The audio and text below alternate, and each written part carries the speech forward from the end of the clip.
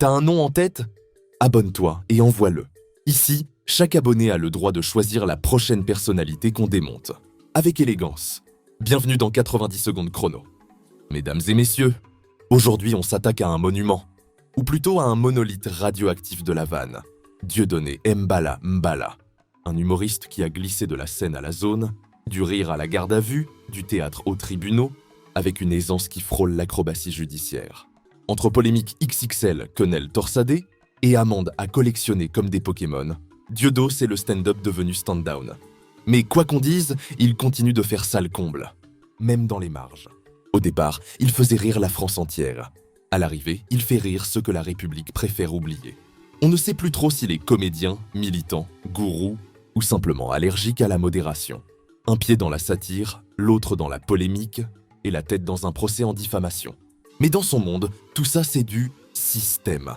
Et lui, c'est le mec qui a osé s'en moquer, à ses risques et surtout aux nôtres.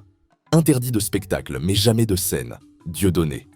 C'est le seul humoriste qui fait plus de tournées dans des parkings que dans des zéniths. Entre les préfectures qui l'interdisent et les juges qui le condamnent, il joue parfois plus souvent au tribunal qu'au théâtre. La quenelle, un geste flou comme un vieux fax. Pour certains, c'est de la rébellion contre le système. Pour d'autres, c'est un clin d'œil bien glauque à l'histoire. Et pour lui, c'est un salut de la paix inversée. Oui, enfin jusqu'au jour où les CRS viennent te faire un salut très droit dans ta porte d'entrée. Condamné pour propos antisémites, apologie du terrorisme, incitation à la haine, le gars a une jurisprudence à son nom.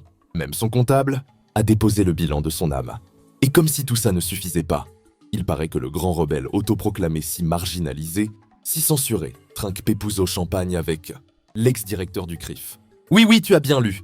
Le gars censé être l'ennemi public néréen du système se détend à la villa, flûte à la main. Petit toast et gros mytho? Alors on parle de persécution, de combat contre le système, ou d'un très bon casting pour la série Fausse opposition, vrais avantages?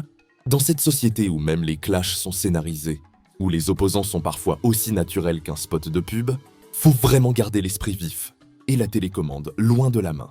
Parce que pendant qu'on nous fait croire à des bastons idéologiques, tout ce petit monde se retrouve souvent au même buffet, dans la même loge, avec les mêmes petits fours, payés par les mêmes poches, les nôtres.